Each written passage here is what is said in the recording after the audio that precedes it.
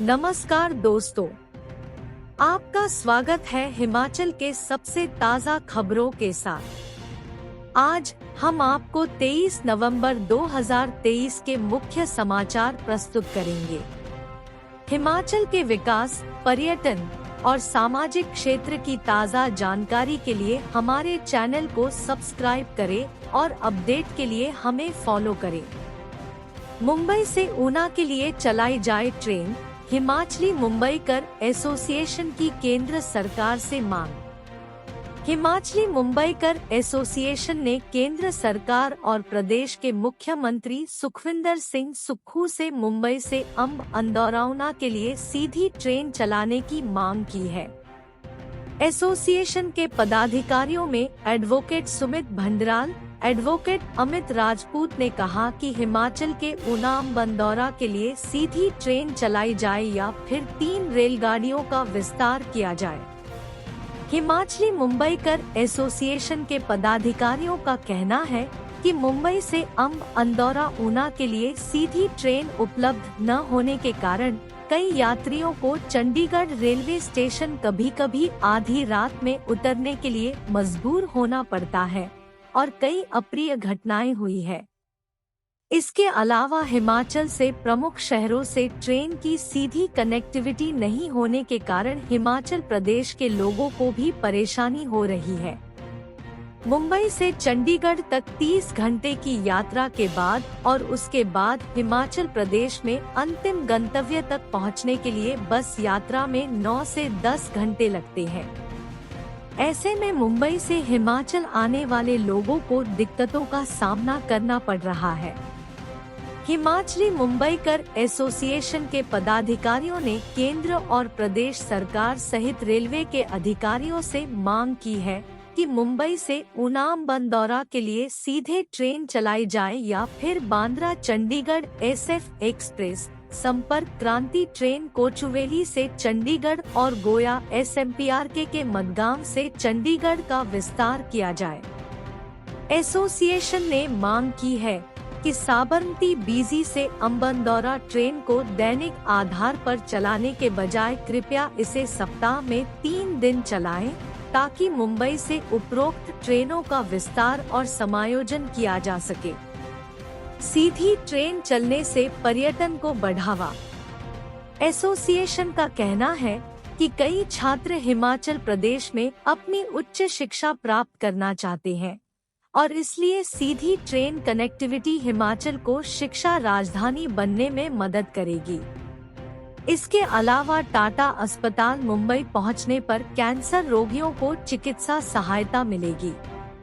कई कैंसर रोगी मुंबई में अपने कैंसर का इलाज चाहते हैं, लेकिन इसकी वजह से सीधी ट्रेन कनेक्टिविटी न होने के कारण ऐसे मरीजों को और अधिक परेशानी उठानी पड़ती है। कई बॉलीवुड अभिनेताओं ने हिमाचल प्रदेश को भारत का स्विट्जरलैंड कहा है। सीधी कनेक्टिविटी होने से अधिकांश फिल्मों की शूटिंग हिमाचल में होगी। रेल मंत्री बोर्ड चेयरपर्सन को भेजा पत्र। हिमाचली मुंबईकर एसोसिएशन के पदाधिकारियों ने मुंबई से ऊना अंब अंदौरा के लिए ट्रेन चलाने के लिए प्रधानमंत्री नरेंद्र मोदी, रेल मंत्री अश्वनी वैष्णव, मुख्यमंत्री सुखविंदर सिंह सुक्खू, केंद्रीय खेल मंत्री अनुराग ठाकुर, राज्यसभा सांसद डा सिकंदर कुमार, रेलवे बोर्ड की चेयरपर्सन जया वर्मा सिन्हा, महाप्रबंधक पश्चिम रेलवे, महाप्रबंधक उत्तर रेलवे, प्रधान मुख्य परिचालन प्रबंधक उत्तर रेलवे, मुख्य यात्री परिवहन प्रबंधक पश्चिम रेलवे, मुख्य यात्री परिवहन प्रबंधक उत्तर रेलवे, मंडल रेल प्रबंधक अंबाला मंडल, मंडल रेल प्रबंधक वडोदरा मंडल को मांग पत्र भेजा है। बड़े पैमाने पर रोजगार के खुलेंगे द्वार। एसोसिएशन के पदाधिकारियों का कहना है कि मुंबई से अंब अंदौरा ऊना तक सीधी ट्रेन शुरू करने से पर्यटन को बढ़ावा मिलेगा।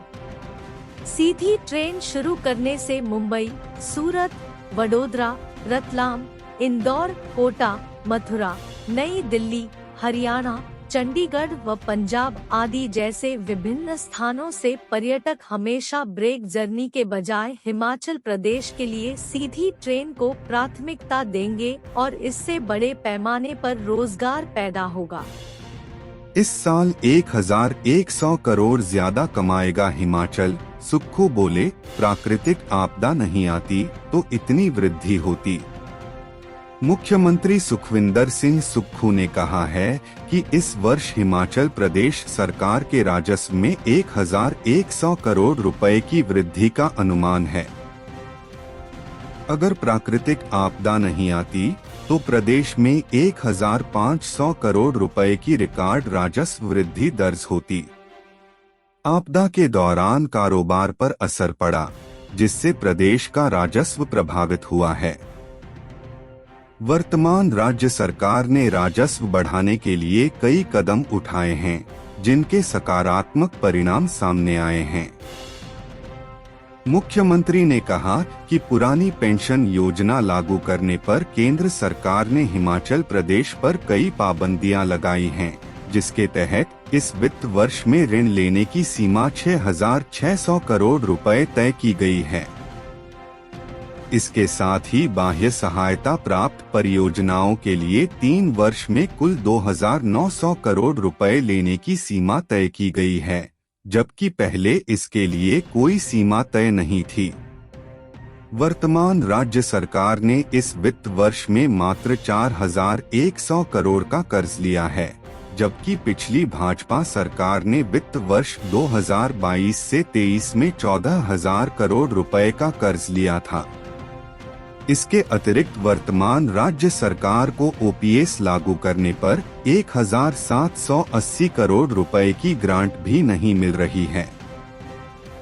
उन्होंने कहा कि भाजपा नेताओं को केंद्र सरकार से हिमाचल पर लगी इन पाबंदियों को हटाने के लिए प्रयास करने चाहिए। सुक्खू ने कहा कि वर्तमान राज्य सरकार अपने संसाधनों में वृद्धि करने के लिए प्रतिबद्धता के साथ कार्य कर रही है। शराब के ठेकों की नीलामी से राज्य सरकार को 500 करोड़ रुपए का अतिरिक्त राजस्व मिलेगा। राज्य सरकार हिमाचल के हितों को लेकर लड़ाई लड़ रही है। वर्तमान राज्य सरकार ने पट्टा नियमों को संशोधित करते हुए लीज की अवधि को 99 वर्षों से घटाकर 40 वर्ष कर दिया है। अब धौलासिद्ध, लुहरी फेज 1 तथा सुन्नी जल विद्युत परियोजनाओं को 40 वर्ष के बाद हिमाचल प्रदेश को वापस सौंपना होगा। निर्माण कार्य में देरी को देखते हुए राज्य सरकार ने SJVNL को प्रदान किए गए जांगी थोपन पोवारी परियोजना को रद्द कर दिया है। उन्होंने कहा कि वाइल्ड फ्लावर हॉल होटल को वापस पाने के लिए राज्य सरकार कानूनी लड़ाई लड़ रही है और वर्तमान राज्य सरकार के दृढ़ प्रयासों के कारण इस मामले में फैसला सरकार के पक्ष में आया है।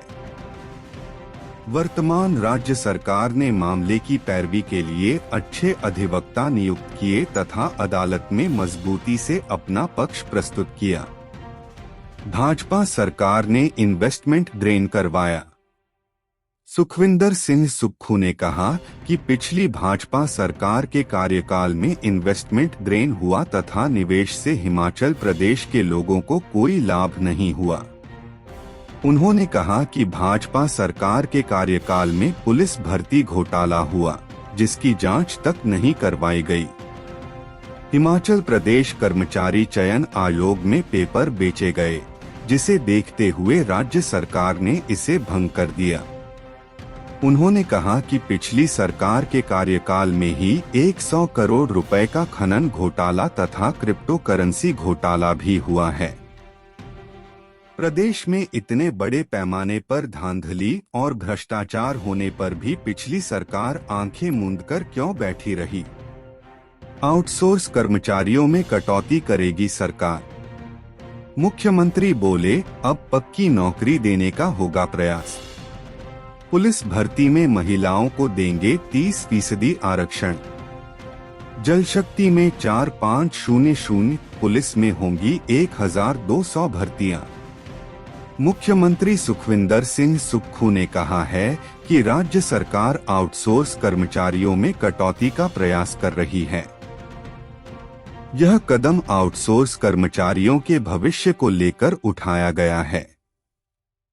उन्होंने कहा कि आउटसोर्स कर्मचारियों की जगह राज्य सरकार नियमित कर्मचारियों की भर्ती करेगी। राज्य की खराब वित्तीय स्थिति को देखते हुए कठोर कदम उठाए जा रहे हैं, लेकिन इसके बावजूद सरकार ने कर्मचारियों को वेतन अदायगी में कोई बदलाव नहीं किया है। सभी कर्मचारियों को महीने की पहली तारीख को वेतन की अदायगी हो रही है। मुख्यमंत्री सुक्खू ने कहा कि राज्य सरकार कर्मचारियों की नई भर्तियां करने जा रही है। इसमें 4,500 पद जल शक्ति जबकि 1,200 पद पुलिस विभाग में भरे जाएंगे। इसके अलावा वन विभाग में 2,062 वन मित्रों की भर्ती भी होने वाली है। उन्होंने कहा कि पुलिस भर्ती में सरकार ने इस बार महिलाओं को आरक्षण देने की पहल की है। राज्य सरकार का प्रयास है कि 30% आरक्षण महिलाओं को दिया जाए, ताकि महिलाएं भी पुरुषों के साथ कंधे से कंधा मिलाकर चल सकें। उन्होंने कहा कि पूर्व सरकार के समय हमीरपुर बोर्ड के माध्यम से भर्ती घोटाले होते रहे और सरकार ने कोई कदम नहीं उठाया। इससे हजारों बेरोजगारों का भविष्य दांव पर लगा है। इसके साथ ही खनन में भी करीब 100 करोड़ रुपए का घोटाला हुआ, जबकि क्रिप्टो करेंसी घोटाले के मामले भी पूर्व सरकार ने कोई ठोस निर्णय नहीं लिया। उन्होंने कहा कि मौजूदा राज्य सरकार कर्मचारियों के हितों में फैसले लेगी और बेरोजगारों को रोजगार के साधन मुहैया करवाएगी। 8 दिन में 15,548 गाड़ियां अटल टनल के आर पार, 15 से 22 सुबह 8 बजे तक 6,990 वाहन इन, 85,548 आउट। विश्व पटल में प्रसिद्ध एवं सामरिक दृष्टि से महत्वपूर्ण अटल टनल रोहतांग की ओर पर्यटकों की रफ्तार कम हो गई है। लाहौल की ओर आने वाले पर्यटकों की संख्या नवंबर के पहले सप्ताह के मुकाबले इस सप्ताह काफी कम हो गई है। 8 दिनों में मात्र 15,500 के करीब वाहनों ने ही अटल टनल रोहतांग को आर पार किया। 15 नवंबर से 22 नवंबर सुबह 8 बजे तक 15,548 वाहनों ने अटल टनल रोहतांग को आर पार किया। इनमें 6,990 वाहन इन हो गए, जबकि 85,548 वाहन टनल से होकर आउट हो गए। लिहाजा इस सप्ताह कम वाहन अटल टनल रोहतांग से हुए हैं। नवंबर के पहले सप्ताह की बात करें तो उस दौरान इस सीजन की पहली बर्फबारी ने देश दुनिया के पर्यटकों को लाहौल की ओर खींच लाया था। उस सप्ताह अटल टनल रोहतांग से वाहनों के आर पार होने की संख्या 16,219 पहुंच गई थी। 7,883 वाहन अटल टनल होकर लाहौल के लिए इन और 8,336 वाहन आउट हो गए थे। लिहाजा पिछले 8 दिनों में लगभग 700 के करीब वाहन कम हुए। अब अगले दिनों 2-3 अवकाश है। ऐसे में वीकेंड में पर्यटक आने की उम्मीद पर्यटन कारोबारियों को भी है। पर्यटन व्यवसायियों को उम्मीद है कि वीकेंड में पर्यटकों की संख्या इजाफा हो सकता है। एसपी लाहौल स्पीति मयंक चौधरी ने बताया कि 15 से 22 नवंबर तक 15,548 वाहनों ने सुरंग को आर पार किया है। बर्फबारी का इंतजार। यदि मौसम करवट बदलता है और अटल टनल के दोनों छोरों के आसपास बर्फ गिरती है, तो पर्यटकों की संख्या में इजाफा हो सकता है। सूचना यह भी है कि पर्यटक होटलों की ऑनलाइन बुकिंग कर रहे हैं, लेकिन बर्फ के बारे में भी जानकारी ले रहे हैं। 1,870 सड़क हादसों में 729 ने गंवाई जान। जनवरी से अक्टूबर तक दुर्घटनाओं पर विभाग ने जारी की रिपोर्ट। हिमाचल प्रदेश में इस वर्ष जनवरी से लेकर अक्टूबर महीने तक कुल 1870 सड़क हादसे पेश आए हैं। इन सड़क हादसों में 729 लोगों की मौत हुई है। प्रदेश में सड़क दुर्घटनाओं का आंकड़ा कम नहीं हो रहा है। विभाग द्वारा किए आकलन के तहत प्रदेश में वर्ष 2023 में अब तक 1870 सड़क दुर्घटनाओं में 729 लोगों की मौत हो चुकी है। इसके अतिरिक्त इन सड़क दुर्घटनाओं में 4814 लोग घायल हुए हैं। विभाग ने इस आकलन में पाया है कि प्रदेश में हुई सड़क दुर्घटनाओं में सबसे अधिक दुर्घटनाएं तेज रफ्तार और लापरवाही से हुई है। तेज रफ्तार व लापरवाही से वाहन चलाने पर कुल 550 सड़क दुर्घटनाएं हुई है, जिसमें तेज रफ्तारी से वाहन चलाने पर 223 वाहन दुर्घटनाग्रस्त हुए हैं, वहीं लापरवाही से 327 वाहन दुर्घटनाग्रस्त हुए हैं। विभाग के सड़क सुरक्षा प्रकोष्ठ के अधिकारियों का कहना है कि विभाग लगातार जागरूक कार्य आयोजित कर लोगों को सड़क सुरक्षा पर जागरूक कर रहे हैं।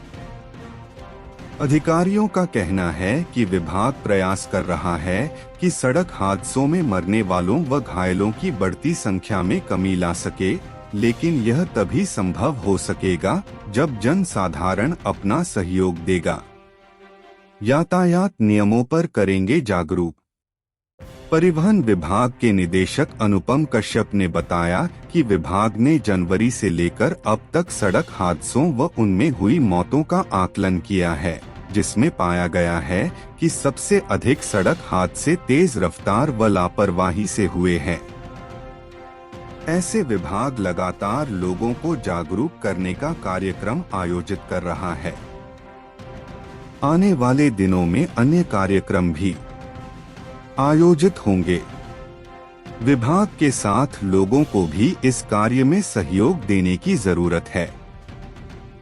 संशोधित पॉलिसी एचआरटीसी की वेबसाइट पर उपलब्ध है। ऐसे में लोग एचआरटीसी की वेबसाइट पर संशोधित किए प्रावधानों को भी देख सकते हैं।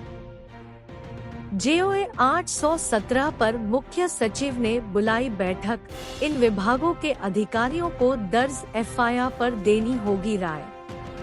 सुप्रीम कोर्ट से फैसला आने के बाद junior office assistant post code 817 को लेकर मुख्य सचिव प्रबोध सक्सेना ने गुरुवार को बैठक बुलाई है। सुबह चीफ सेक्रेटरी चैम्बर में यह बैठक होगी और इसमें विजिलेंस ब्यूरो और विधि विभाग के अधिकारियों को भी बुलाया है। सुप्रीम कोर्ट से केस क्लियर होने के बाद विजिलेंस ब्यूरो को सरकार पूछेगी कि इस मामले में दर्ज फिर का स्टेटस क्या है और पेपर लीक की गहराई कितनी है। इस बैठक में लोक सेवा आयोग और राज्य चयन आयोग हमीरपुर के एडमिनिस्ट्रेटिव अधिकारी को भी आने को कहा गया है। सभी पक्षों की मौजूदगी में ऐसी उम्मीद है कि इस भर्ती के भविष्य पर फैसला हो पाएगा। 1800 से ज्यादा भर्तियों इस भर्ती परीक्षा के माध्यम से रोजगार मिलना है, जो पिछले 4 साल से ज्यादा समय से इंतजार कर रहे हैं। मुख्य सचिव इस बैठक में इस संभावना पर भी विचार करेंगे कि क्या कंडीशनल रिजल्ट घोषित करना संभव है या नहीं। इससे पहले कार्मिक विभाग को सुप्रीम कोर्ट के ऑर्डर की आधिकारिक प्रति मिल गई थी और इस फाइल पर अभी यहां बैठक तय हुई है। गौरतलब है कि सुप्रीम कोर्ट ने 9 नवंबर को हाई कोर्ट के फैसले को चुनौती देने वाले मामले में जेओए पोस्ट कोड 817 के अभ्यर्थियों को बड़ी राहत दी थी। अंकिता ठाकुर एंड अदर्स बनाम Himachal Pradesh staff selection commission के इस मामले में हाई कोर्ट द्वारा दी गई रिलैक्सेशन को कानूनी तौर पर अस्थिर बताते हुए उसे रद्द कर दिया था। उच्चतम न्यायालय ने कहा था कि जेओए पोस्ट कोड 556 के लिए दूसरे भर्ती विज्ञापन के आधार पर बनाई गई मेरिट लिस्ट को रीड्रॉ नहीं किया जाएगा और उसमें उन अभ्यर्थियों को शामिल नहीं किया जाएगा जो रिलैक्सेशन ऑर्डर के आधार पर एलिजिबल हुए थे। उच्चतम न्यायालय ने पोस्ट कोड 817 के लिए 21 सितंबर 2020 को जारी तीसरे विज्ञापन के आधार पर विज्ञापित सीटों को सेग्रीगेट करने से इनकार कर दिया। सुप्रीम कोर्ट ने अपने आदेश में कहा है कि पहले विज्ञापन के आधार पर होने वाली नियुक्तियों को डिस्टर्ब नहीं किया जाएगा, सिर्फ इसलिए कि कुछ अभ्यर्थियों ने रिलैक्सेशन ऑर्डर के आधार पर पात्रता प्राप्त कर ली है। शिमला में दबोचे हरियाणा के तस्कर, फागू में पुलिस ने मौके पर बरामद किया 179.98 ग्राम चिट्टा, छानबीन शुरू। शिमला पुलिस ने गुप्त सूचना के आधार पर कार्रवाई करते हुए फागू के पास चिट्टे के साथ हरियाणा के 3 तस्करों को पकड़ा है। पुलिस ने आरोपियों के कब्जे से 179.98 ग्राम चिट्टा बरामद किया है। आरोपियों के कब्जे से पकड़े गए चिट्टे की कीमत लाखों में बताई जा रही है। पुलिस पता लगा रही है कि आरोपी चिट्टा कहां से लेकर आए और कहां सप्लाई करने जा रहे थे। पुलिस की पूछताछ में आरोपियों से चिट्टा माफिया से जुड़े कई अहम खुलासे हो सकते हैं। चिट्टे के इस मामले में अभी और भी गिरफ्तारियां हो सकती हैं। एसपी संजीव गांधी शिमला में कार्यभार संभालने के बाद 10 माह में शिमला पुलिस ने चिट्टा माफिया की कमर तोड़कर रख दी है।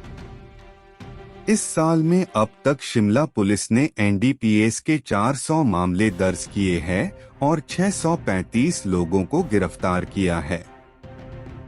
नशा तस्करी के इन मामलों में 20 महिलाएं भी शामिल है। नशा तस्करी के मामलों में 150% की बढ़ोतरी हुई है।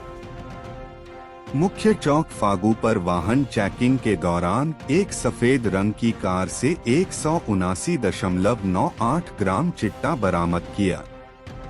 कार में सवार आरोपियों की पहचान विजय उम्र 25 वर्ष निवासी गांव बब्याल तहसील महेश नगर जिला अंबाला हरियाणा, सुमित उम्र 31 वर्ष निवासी मकान number 4 ward number 13 Babyal road Ambala Mahesh Nagar Haryana, Rajesh Saini उम्र 33 वर्ष निवासी गांव डकोला डाकघर साहा तहसील बराड़ा जिला अंबाला हरियाणा के रूप में हुई है। नशा माफिया पर कसेंगे शिकंजा। एसपी संजीव गांधी का कहना है कि पुलिस नशा माफिया के खिलाफ सख्त कार्रवाई कर रही है। एसपी ने कहा कि फागू में चिट्टे के साथ पकड़े गए तीनों आरोपियों के खिलाफ केस दर्ज कार्रवाई शुरू कर दी है। एसपी संजीव गांधी ने कहा कि पुलिस आरोपियों के बैकवर्ड लिंकेज खंगाल रही है। अभी और भी आरोपियों की गिरफ्तारी हो सकती है। बिजली सिस्टम में सुधार को मिले 3,700 करोड़। हिमाचल के हर घर में लगेगा smart meter, tender final. Revamped distribution supply scheme यानी RDSS से हिमाचल में विद्युत सिस्टम में बड़ी क्रांति व सुधार को 3,700 करोड़ रुपए का पहले फेज का बजट मिला है। कुल 5,700 करोड़ रुपए हिमाचल को पुनरुत्थान वितरण क्षेत्र योजना RDA स्कीम के तहत स्वीकृत हुए हैं। इसमें अब 2,000 करोड़ का बजट आगामी समय में मिल पाएगा। राज्य भर में विद्युत डिस्ट्रीब्यूशन डेवलपमेंट को 1,700 करोड़ का टेंडर भी हो चुका है। इसमें हिमाचल प्रदेश में विद्युत सबस्टेशनों, विद्युत ट्रांसफार्मरों, LTHT लाइनों, अंडरग्राउंड केबलिंग सहित अन्य विकासात्मक कार्यों को किया जाएगा। इसके साथ ही हिमाचल के हर घर में स्मार्ट बिजली मीटर लगाने का टेंडर भी फाइनल हो गया है। इसमें भी 1,200 करोड़ रुपए का प्रावधान किया गया है। स्मार्ट सिटी धर्मशाला व शिमला की तर्ज पर राज्य भर में मीटर बदले जाएंगे। RDA स्कीम में 90-10 अनुपात से केंद्र सरकार ने बजट जारी किया है। राज्य विद्युत बोर्ड के 26 लाख उपभोक्ताओं को बेहतर सुविधाएं मिल पाएंगी। योजना के तहत हिमाचल के नॉर्थ जोन के तहत कांगड़ा, चंबा व ऊना में ही 350 करोड़ रुपए के टेंडर फाइनल हुए हैं। इसमें 12 सब स्टेशन, ट्रांसफार्मरों, LTHT लाइनों, पोल, अंडरग्राउंड केबलिंग सहित डिस्ट्रीब्यूशन की क्षमता को और अधिक बढ़ाने के लिए कार्य किया जाएगा। इसी तर्ज पर पूरे राज्य भर के 1700 करोड़ के टेंडर फाइनल कर लिए गए हैं, जिसके लिए अब जल्द ही कार्य जमीनी स्तर पर शुरू हो जाएगा। भारत सरकार राज्यों की पावर डिस्ट्रीब्यूशन कंपनियों को रिवैम्प्ड डिस्ट्रीब्यूशन सप्लाई स्कीम यानी RDSS के तहत मदद कर रही है। पूरे 5 साल के लिए केंद्र ने राज्यों के लिए करीब 1 लाख करोड़ का बजट रखा है। स्कीम के तहत टेंडर प्रक्रिया को भी अब बदला गया है। पहले इसके 14 से 15 पैकेज बना दिए गए थे और एसआई से लेकर जिला स्तर तक यह परचेज हो रही थी। अब केवल जोनल लेवल पर ही टेंडरिंग प्रक्रिया पूरी की गई है। मुख्य अभियंता कहते हैं, हिमाचल प्रदेश राज्य विद्युत बोर्ड के नॉर्थ जोन के मुख्य अभियंता अजय गौतम ने बताया कि RDS स्कीम के तहत प्रदेश को स्वीकृत कुल 5,700 करोड़ में से पहले चरण में स्वीकृत 3,700 करोड़ बजट की टेंडर प्रक्रिया फाइनल हो गई है। इससे अब डिस्ट्रीब्यूशन सिस्टम में बड़ा सुधार होगा। साथ ही राज्य भर में स्मार्ट बिजली मीटर भी लगाए जाएंगे। होटल कारोबारी DGP मामले पर सुनवाई 5 दिसंबर को। प्रदेश हाई कोर्ट में पालमपुर के कारोबारी निशांत कुमार शर्मा की सुरक्षा से जुड़े मामले पर सुनवाई 5 दिसंबर के लिए टल गई। प्रार्थी ने अपने और अपने परिवार की सुरक्षा को खतरे बारे हाई कोर्ट को ईमेल के माध्यम से अवगत करवाया था। इस ईमेल को आपराधिक रिट याचिका में तब्दील करते हुए हाई कोर्ट ने अंतरिम आदेश पारित कर SP शिमला और SP कांगड़ा को प्रार्थी को उचित सुरक्षा मुहैया करवाने के आदेश दिए थे। सुनवाई के पश्चात कोर्ट ने इन अंतरिम आदेशों को 5 दिसंबर तक बढ़ा दिया। कोर्ट ने सरकार को इस मामले में कांगड़ा जिला में दर्ज प्राथमिकी के बाद की गई जांच का तमाम रिकॉर्ड मामले की सुनवाई कर रहे न्यायाधीशों को अवलोकन हेतु मुहैया करवाने के आदेश भी दिए। मामले के अनुसार निशांत कुमार शर्मा ने 28 अक्टूबर 2023 को हाई कोर्ट को ईमेल के माध्यम से अपने और अपने परिवार की जान को खतरे की बात लिखी है। प्रार्थी ने लिखा है कि वह चिंतित और भयभीत है कि उन्हें या तो मार दिया जाएगा या गंभीर रूप से डराया धमकाया जाएगा। कारोबारी ने लिखा है कि गुरुग्राम में भी उस पर हमला हो चुका है। अब छावनी क्षेत्र से बाहर हो जाएंगे सिविल एरिया। प्रदेश की 6 छावनियों के सिविल एरिया को छावनी क्षेत्र से अलग करने को लेकर रक्षा मंत्रालय भारत सरकार द्वारा एक बार फिर कवायद शुरू कर दी गई है। इस संदर्भ में 20 नवंबर को आयोजित वीडियो कॉन्फ्रेंसिंग में हुई चर्चा के बाद भारत सरकार के रक्षा मंत्रालय महानिदेशालय रक्षा संपदा द्वारा पश्चिमी कमान के प्रधान निदेशक रक्षा संपदा को पत्र प्रेषित किया गया है। इस पत्र के माध्यम से प्रदेश की सभी 6 छावनियों के CEO को इस संबंध में प्रस्ताव तुरंत ही राज्य सरकार को सौंपने के निर्देश देने के लिए कहा गया है। इसके अतिरिक्त मामले को आगे बढ़ाने के लिए जिला व राज्य अधिकारियों से भी व्यक्तिगत रूप से संपर्क करने के लिए कहा गया है। इतना ही नहीं, निदेशक को इस मामले की प्रगति की निगरानी करने व साप्ताहिक प्रगति की रिपोर्ट महानिदेशालय भेजने के भी निर्देश जारी किए गए हैं। छावनी सिविल एरिया को अलग करने के लिए संघर्षरत हिमाचल कैंटोनमेंट एसोसिएशन के महासचिव मनमोहन शर्मा ने बताया कि रक्षा मंत्रालय की ओर से पत्र जारी किया गया है। अरसे से उठ रही थी मांग, सुक्खू सरकार की पहल के बाद फिर शुरू हुआ पत्राचार। देश सहित प्रदेश की 6 छावनियों कसौली, दक्षाई, सुबाथू, जतोग, बकलो व डलहौजी में रह रहे हजारों लोग पिछले काफी समय से सिविल एरिया को अलग करने की मांग को लेकर प्रयासरत हैं। करीब 1 वर्ष पूर्व रक्षा मंत्रालय द्वारा प्रदेश सरकार को छावनियों से संबंधित रिपोर्ट मांगी गई थी। वहीं प्रदेश में कांग्रेस की सरकार बनते ही इस मुद्दे को लेकर पत्राचार का दौर फिर से शुरू हो गया। रक्षा मंत्रालय ने हाल ही में प्रदेश सरकार के शहरी विकास विभाग से सिविल एरिया को अलग किए जाने को लेकर उनकी राय मांगी थी। इस पर शहरी विकास विभाग के अतिरिक्त सचिव ने बीते 20 जुलाई को रक्षा मंत्रालय को पत्र लिखकर सरकार की ओर से इस दिशा में हरी झंडी दे दी थी। इसी पत्र पर संज्ञान लेते हुए रक्षा मंत्रालय के उप आयुक्त QNC राजेश कुमार शाह ने सिविल एरिया को अलग किए जाने को लेकर एक कमेटी का गठन करने का निर्णय लिया था। इस कमेटी में रक्षा मंत्रालय के जेएस लैंड एंड वर्क को चेयरमैन बनाया गया था। इसी के साथ प्रदेश सरकार के प्रतिनिधि ADG, LW&E, HQ, additional DG, रक्षा संपदा, DGD, वेस्टर्न कमांड चंडीगढ़ के डायरेक्टर DE और संबंधित कैंट बोर्ड के प्रेसिडेंट को सदस्य बनाया गया है। इसके अलावा संबंधित छावनी बोर्ड के मुख्य अधिशासी अधिकारी CEO कमेटी के सदस्य सचिव होंगे। यह कमेटी छावनियों की भूमि, संपत्तियों, कर्मचारियों, पेंशनर्स, फंड सहित अन्य रिकॉर्ड को ट्रांसफर करने की एक विस्तृत रिपोर्ट तैयार कर 1 माह के भीतर रक्षा मंत्रालय को भेजेगी। इसी कमेटी की बैठक 20 नवंबर को आयोजित की गई। अरसे से उठ रही थी मांग, सुक्खू सरकार की पहल के बाद फिर शुरू हुआ पत्राचार।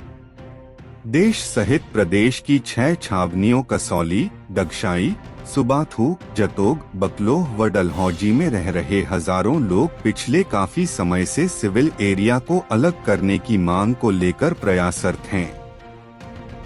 करीब 1 वर्ष पूर्व रक्षा मंत्रालय द्वारा प्रदेश सरकार को छावनियों से संबंधित रिपोर्ट मांगी गई थी।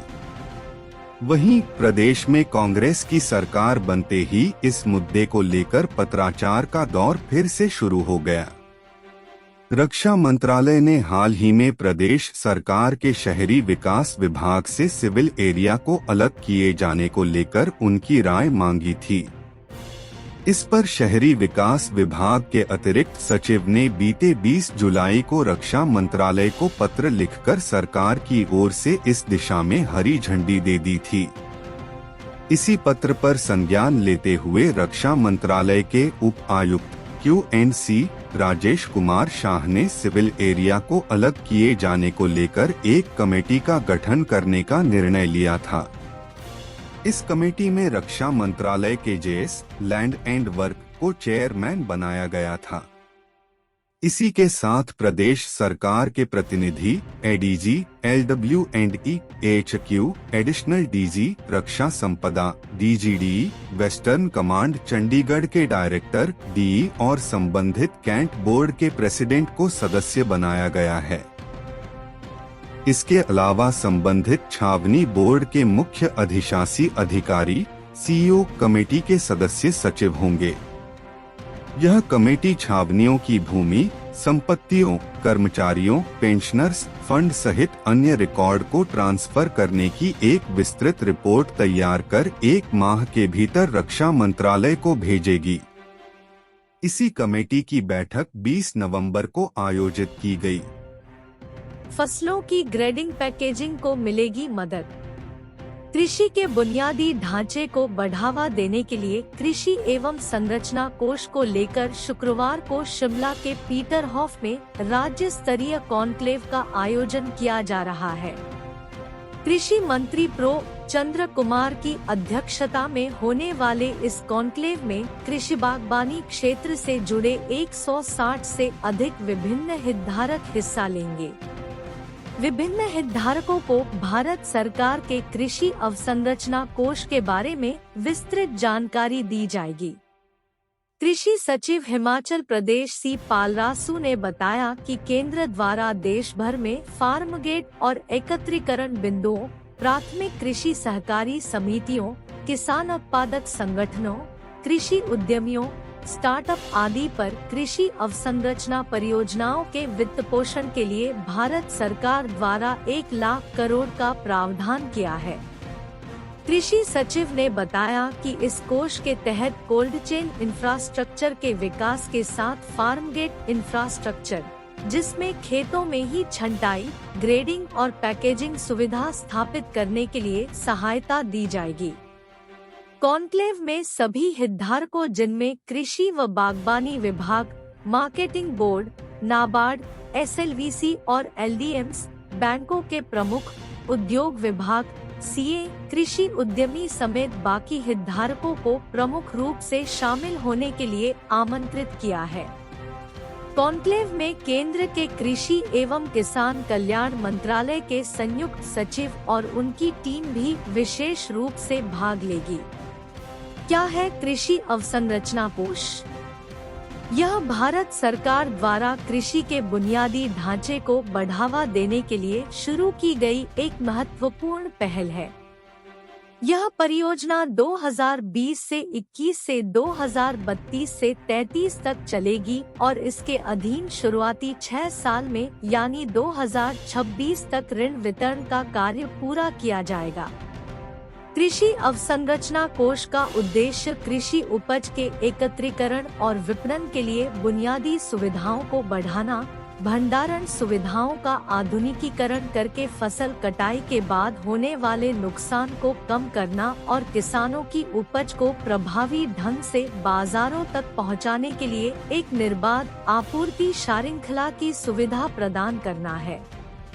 इस परियोजना के तहत निजी संस्थाओं के साथ साथ FPO, PACS, स्वयं सहायता समूह, JLG, सहकारी समितियों, राज्य और राष्ट्रीय स्तर की सहकारी समितियों के संघ, FPO के संघ और SHG के संघ पात्र लाभार्थी होंगे। रिश्तेदारों की आवाज में लोगों से ठगी, साइबर ठग क्लोनिंग वॉयस से झांसे में फंसा मांग रहे पैसे। साइबर ठग अब AI से आवाज कॉपी कर लोगों को ठगने का काम कर रहे हैं। शातिर डुप्लीकेट आवाज से मदद मांगने के नाम पर राशि मांग रहे हैं। साइबर ठग लोगों को क्लोनिंग वॉयस के झांसे में फंसाकर ठगी का शिकार बना रहे हैं। शातिर आपके नंबर पर आपके रिश्तेदारों या फिर आपके घर के लोगों जैसे बेटा, पति व आपकी पत्नी की आवाज में आपसे पैसे की मांग करते हैं और ऑनलाइन राशि भेजने की बात कहता है तो बिल्कुल पैसे देने से मना कर दें। अगर आपने गलती से भी ऐसा कर दिया तो आपके खाते से एक पल में सारे पैसे राशि हो सकती है। साइबर ठगों ने लोगों को ठगने के लिए कई तरह के वॉयस मैसेज तैयार कर लिए हैं। फोन कॉल पर शातिर कभी वो आपकी पत्नी बन सकता है तो कभी वो आपका पिता बन सकता है। इसलिए जब कोई आपको अपना दूसरे नंबर से कॉल करे तो सबसे पहले उसके पर्सनल नंबर पर कॉल करें। इसके बाद जांच करें कि क्या वाकई में बेटा को क्रेडिट कार्ड का डिटेल्स चाहिए था, उसके बाद ही फिर कोई निर्णय लें। साइबर सेल शिमला में लोगों से साइबर ठगों में झांसे में न आने की अपील की है। साइबर सेल की ओर से ठगों से बचने के लिए एडवाइजरी भी जारी की गई है। AI की आवाज से ठगी के बारे में लोगों को जागरूक करने के लिए साइबर सेल ने सोशल मीडिया पर एक वीडियो भी जारी किया है ताकि लोग शातिरों के झांसे में न आएं। जैसे जैसे इंटरनेट की दुनिया हाईटेक हो रही है, ठीक उसी तरह इस इंटरनेट की दुनिया में साइबर ठग भी हाईटेक तरीके अपनाकर लोगों को निशाना बना रहे हैं। साइबर ठग आपकी आवाज से आपको अपने जाल में फंसा रहे हैं। अनजान कॉल से सावधान रहे लोग। SP cyber crime Rohit Malpani का कहना है कि अगर कोई आपके पर्सनल नंबर से आपको कॉल करे तो ही उस पर विश्वास करे। साइबर ठगों के जाल में फंसे लोग क्लोनिंग वॉयस यानी आपकी आवाज और डुप्लीकेट आवाज को नहीं पहचान पाते हैं और शातिरों के झांस में फंस जाते हैं। 500 रुपए में बिल क्लर्क ने बेचा ईमान, विजिलेंस ने रिश्वत लेते रंगे हाथ पकड़ा, मामला दर्ज। State vigilance and anti corruption bureau Dharamshala की टीम ने लोक निर्माण विभाग जवाली कार्यालय में कार्यरत बिल क्लर्क को 500 रुपए रिश्वत लेते हुए रंगे हाथों गिरफ्तार करके उसके खिलाफ भ्रष्टाचार निरोधक अधिनियम के तहत मामला दर्ज किया है। एसपी विजिलेंस बलबीर ठाकुर ने बताया कि आरोपी कैलाश चंद पुत्र लेखू राम निवासी नूरपुर जो कि लोक निर्माण विभाग जवाली में बिल क्लर्क के पद पर कार्यरत है तथा वह रिटायर्ड ड्राइवर बलजीत सिंह निवासी हरिपुर के जीआईएस फंड की पेमेंट की एवज में रिश्वत की मांग कर रहा था, जिस पर बलजीत सिंह ने विजिलेंस ऑफिस धर्मशाला में इस संदर्भ में शिकायत की थी। बुधवार को विजिलेंस की टीम ने जाल बिछाकर क्लर्क को 500 रुपए की रिश्वत लेते हुए रंगे हाथों पकड़ा। क्लर्क को गिरफ्तार कर लिया है। उन्होंने बताया कि बलजीत सिंह वर्ष 2020 में रिटायर हो चुका है। एसपी विजिलेंस बलबीर ठाकुर ने बताया कि इस संदर्भ में केस दर्ज करके आरोपी को गिरफ्तार कर लिया है तथा आगामी कार्रवाई की जा रही है। पार्टी कार्यकर्ताओं से बोली प्रतिभा सिंह, आगामी लोकसभा चुनावों के लिए एकजुट होकर करें कार्य। हिमाचल प्रदेश कांग्रेस अध्यक्ष एवं सांसद प्रतिभा सिंह ने पार्टी कार्यकर्ताओं से आगामी लोकसभा चुनावों के लिए एकजुट होकर आगे आने को कहा है। श्रीमती सिंह ने कहा है कि प्रदेश में कांग्रेस बहुत ही मजबूत है और इसी मजबूती से पहले हम प्रदेश में मंडी संसदीय उपचुनाव सहित 3 विधानसभा उपचुनाव जीतने के बाद विधानसभा चुनाव जीते हैं। उन्होंने इस जीत का पूरा श्रेय कार्यकर्ताओं को देते हुए कहा कि अब उन्हें अगले साल होने वाले लोकसभा चुनावों के लिए भी मैदान में डटना होगा। रिकांगपिओ में पार्टी कार्यकर्ताओं की एक बैठक को बुधवार को संबोधित करते हुए श्रीमती सिंह ने कहा कि उन्हें भाजपा के किसी भी दुष्प्रचार का मुंहतोड़ जवाब देना है। उन्होंने कहा कि केंद्र की भाजपा सरकार प्रदेश के साथ भेदभाव कर रही है। उन्होंने कहा कि प्रदेश में इतनी बड़ी आपदा आई पर केंद्र की मोदी सरकार ने प्रदेश की कोई भी मदद नहीं की। उन्होंने कहा कि आज देश में बढ़ती महंगाई व बेरोजगारी भाजपा की नीतियों व तानाशाही निर्णयों का ही परिणाम है। उन्होंने कहा कि जनजातीय क्षेत्रों का विकास कांग्रेस सरकार की ही देन रहा है। पूर्व मुख्यमंत्री स्व वीरभद्र सिंह ने इन क्षेत्रों के विकास के लिए विशेष योजनाएं बनाकर विशेष बजट का प्रावधान किया था। इस दौरान राजस्व एवं बागवानी मंत्री जगत सिंह नेगी ने अपने संबोधन में स्व वीरभद्र सिंह को याद करते हुए कहा कि जनजातीय क्षेत्रों का विकास वीरभद्र सिंह की ही देन रहा है। उन्होंने कहा कि अब इस क्षेत्र की सांसद प्रतिभा सिंह उनके कार्यालय को आगे बढ़ा रही है। श्री नेगी ने भाजपा की आलोचना करते हुए कहा कि आपदा की इस घड़ी में भी वह अपनी राजनीति कर झूठ बोलकर लोगों को गुमराह करने का प्रयास कर रही है। उन्होंने कहा कि प्रदेश की कांग्रेस सरकार आपदा प्रभावित सभी लोगों की पूरी मदद कर रही है। उन्होंने पूर्व में कांग्रेस पार्टी को दिए अपने बहुमूल्य सहयोग के लिए आभार व्यक्त करते हुए आगामी लोकसभा चुनावों में भी कांग्रेस को अपना पूर्ण बहुमत देने का आग्रह किया। बैठक को कांग्रेस महासचिव जिला के प्रभारी महेंद्र स्थान व जिला अध्यक्ष उमेश नेगी ने भी अपने संबोधन में पार्टी की मजबूती के लिए एकजुट होने का पार्टी कार्यकर्ताओं से आह्वान किया। हिमाचली किसान ने दिखाई काला चावल उगाने की हिम्मत, मार्केट में बिकता है कई गुना महंगा। पढ़े। सालाना 150,000 मीट्रिक टन धान उगाने वाले हिमाचल ने पहली बार काले चावल की खेती करके इतिहास रच दिया है। मणिपुर की तर्ज पर कांगड़ा जिला के किसान सुरेंद्र लिहान ने 5 माह में यह फसल तैयार करके कृषि विशेषज्ञों को चौंका दिया है। साल 1948 से चल रहा कृषि विभाग व मला राइस रिसर्च सेंटर अब तक काले धान पर कोई रिसर्च नहीं कर पाया है। कांगड़ा शहर के निकट इच्छी पंचायत के मंगरेहड़ गांव निवासी सुरेंद्र लिहान ने काले चावल का बीज मणिपुर राज्य से ऑनलाइन मंगवाया था।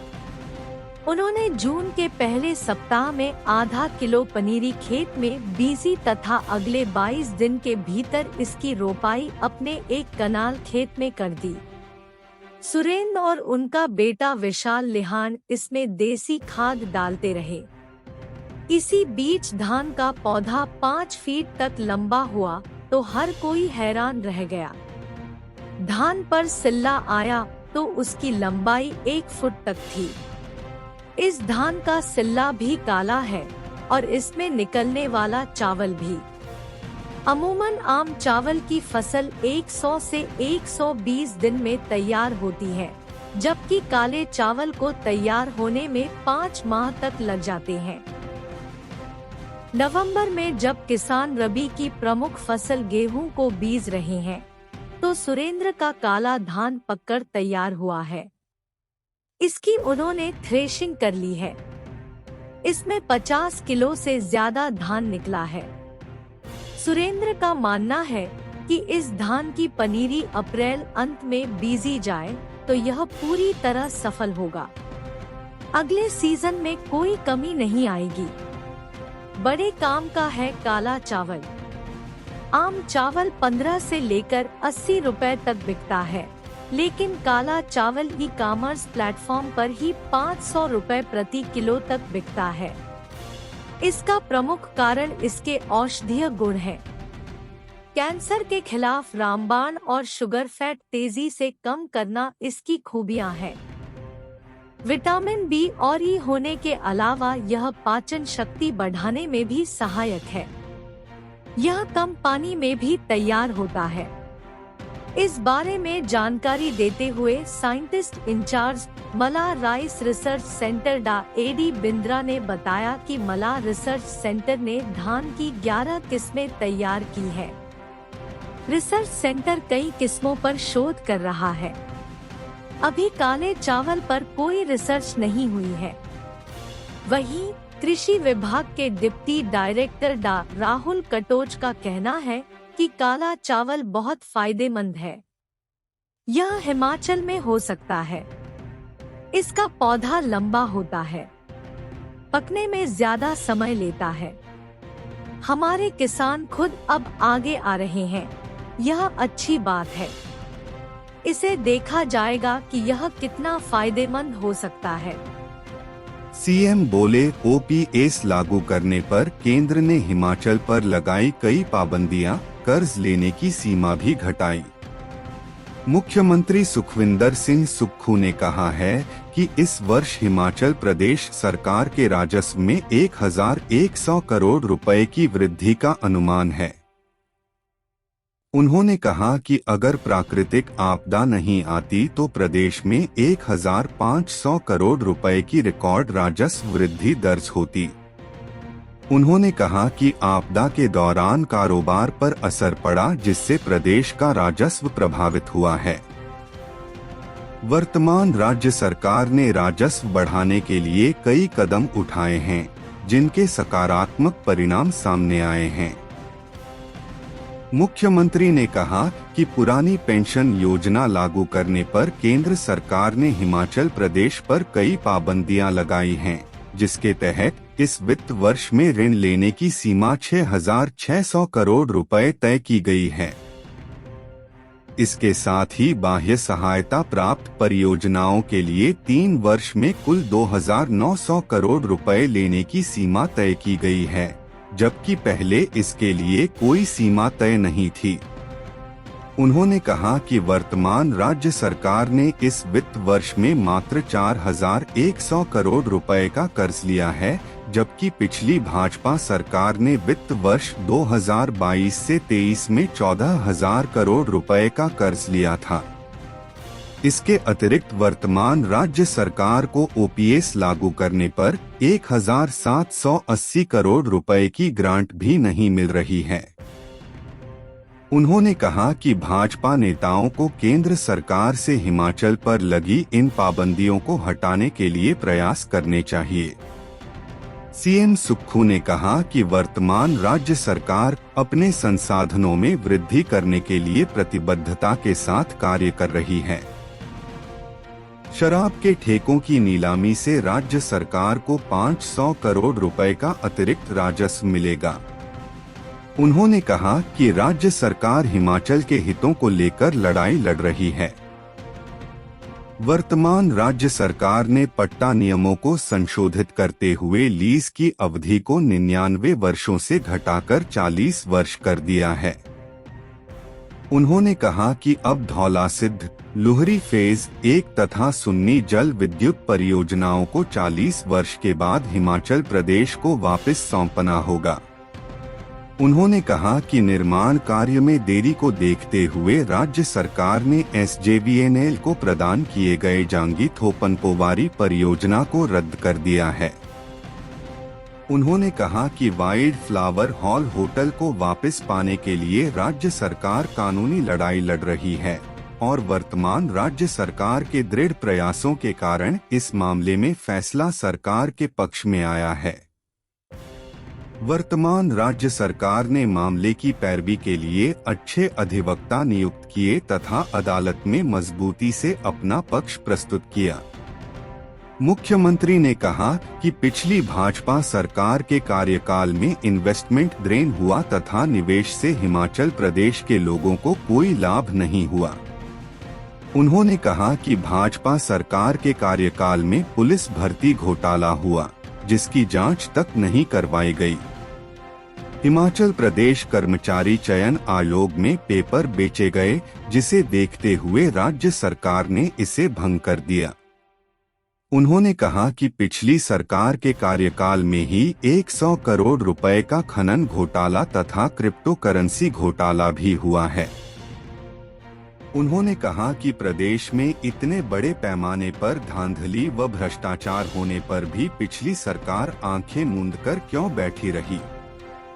तड़के ही पकड़ लिया चरस माफिया, पंजाब की तरफ होनी थी सप्लाई पर दबोचा गया।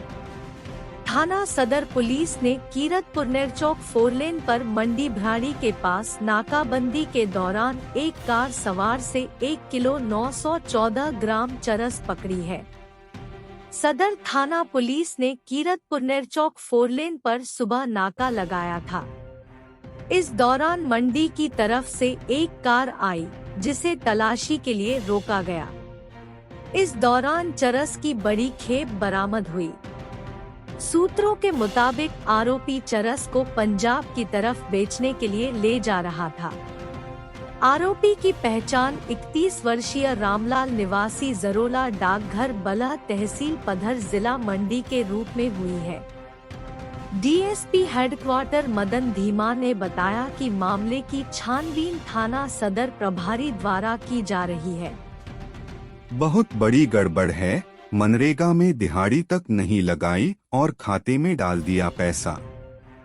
प्रदेश सरकार पंचायतों में मनरेगा सहित अन्य स्कीमों के तहत विकास करवाने का दावा कर रही है, लेकिन इन योजनाओं में गड़बड़झाला हो रहा है। निर्माण कार्य में कहीं घटिया मटेरियल लगाने के आरोप लग रहे हैं, तो कहीं बिना काम किए ही मनरेगा की दिहाड़ी देने के आरोप हैं। ऐसा ही मामला विकास खंड नगरोटा सूरिया के अधीन नियांगल पंचायत में उजागर हुआ है। यहाँ बिना कार्य में लगे ही लोगों के खाते में पैसे डालने की शिकायत हुई है। पंचायत नियांगल में लोगों ने पंचायत द्वारा करवाए गए कार्य पर सवाल उठाए हैं। स्थानीय लोगों ने बताया कि पंचायत द्वारा वार्ड नंबर 4 की सैनी बस्ती में कुएं पर लेंटर डालने का 1.5 लाख रुपए का कार्य करवाया गया, लेकिन जो लोग मौके पर काम में लगे थे उन्हें दिहाड़ी नहीं दी गई, बल्कि अलग लोगों के खाते में ही पैसे डाल दिए गए। वार्ड नंबर 4 के अमित कुमार ने बताया कि वे खुद दिहाड़ी में लगे थे, लेकिन उनको उसके पैसे नहीं मिले। जिस व्यक्ति से पत्थर लिए हैं उसे सिर्फ 3,000 दिए गए, लेकिन कागजों में उसे 15,000 रुपए दर्शाया गया। उन्होंने बताया कि एक व्यक्ति को 20,000 रुपए डाले गए हैं, जिसके बारे में पंचायत प्रतिनिधियों से कोई स्पष्ट जवाब नहीं दिया गया। उन्होंने कहा कि इसकी शिकायत जुलाई 2023 में जिलाधीश कांगड़ा व मुख्यमंत्री हेल्पलाइन में की गई, लेकिन आज तक कोई जांच नहीं की गई। उन्होंने जिला पंचायत अधिकारी से मांग की है कि इस कार्य की जल्द से जल्द जांच करवाई जाए, अन्यथा बीडीओ कार्यालय के बाहर प्रदर्शन किया जाएगा। जिला पंचायत अधिकारी नीलम कटोच ने बताया कि शिकायत मिली है, जिस पर खंड विकास अधिकारी को जांच के आदेश दे दिए गए हैं। हम अपने राज्य के विकास में योगदान देने में गर्व महसूस करते हैं और हमें उम्मीद है कि आने वाले दिनों में हमें और भी अच्छी खबरें मिलेंगी। इन खबरों को अधिक लोगों तक पहुंचाने के लिए कृपया हमारा कंटेंट साझा करें, हमारे चैनल को सब्सक्राइब करें और अपडेट के लिए हमें फॉलो करें। इसके अलावा बेझिझक अपने विचार कमेंट्स में साझा करें। आपका सहयोग हमें और भी बेहतर काम करने में मदद करेगा। धन्यवाद।